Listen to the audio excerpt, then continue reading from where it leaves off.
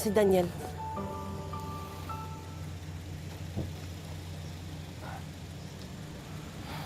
Daniel, Kaya ba mo dito sa labas? naabangan talaga kita. Nagpunta yung kapatid mo sa hideaway nila, Pepe. Safe kaya doon? Nag-aalala ako para sa kapatid mo. Ma, don't worry. She'll be fine. Ako mismo nagdala doon kina Pepe. Mukha namang safe yung lugar. Tsaka nagpabantay din ako ng mga pulis doon kaya nang ginawa ko dito sa bahay. Tsaka pwede bang ihatid na rin siya ng mga polis dito?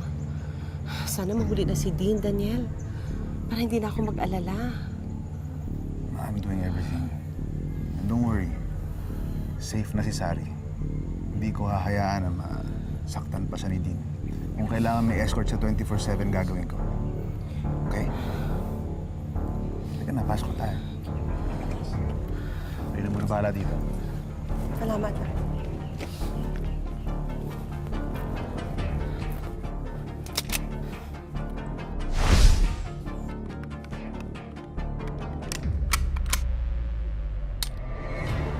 Noon pa lang kasabwat ka na ni Pepe. Mali ka ng piniling kakampi, Daniel. Pagsisisihan mo to. Kuya? Kuya? Kuya? Huwag kang sisigaw.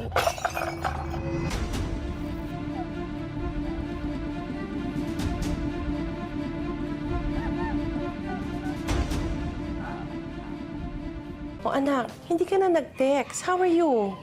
Did you arrive safely? Yeah, I'm okay, Mom. Nagkakasayahan na kasi dito yung family and friends ni Pepe dahil sa paglaya niya. Okay, sabihin mo congratulations. Anak, huwag ka na magpagabi, ha? Tsaka nagbilin yung kuya mo. Nandyan yung mga pulis. Magpa-escort ka pa uwi, okay? Okay, don't worry about me. I'm fine. Ewan ko, anak. Kinakabahan ako, eh. Mom, relax. I'll be home as soon as I can, okay? Sige, ingat ka, ha? Apo, I'll see you later. I love you.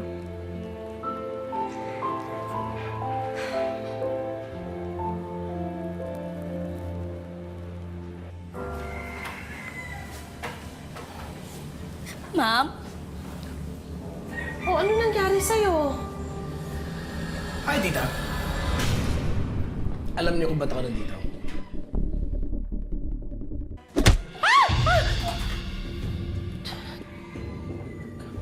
Dean? Marunong ka pala makinig, eh.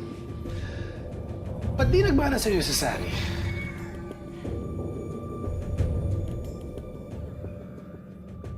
Cruz, kailangan palawakin na natin yung search kay Dean. Mabuti pa idamay muna ang media. Hingi na tayo ng tulong para kahit sino makakita sa kanya, makasumbong sa atin. Masyado sa maraming target, eh. Judge Romulo, si Julian, buong pamilya ni Pepe, pati si Sari. Kailangan na natin siya mahuli bago pa siya makapanakit ulit. Yes, sir. Ako nakakausap sa reporters. Sige.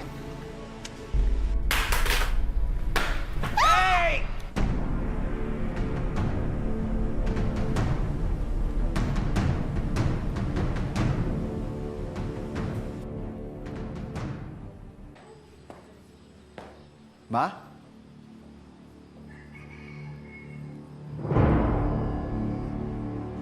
Ma?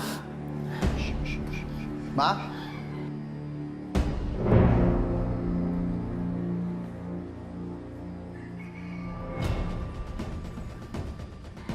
Sorry, may nabasag kami.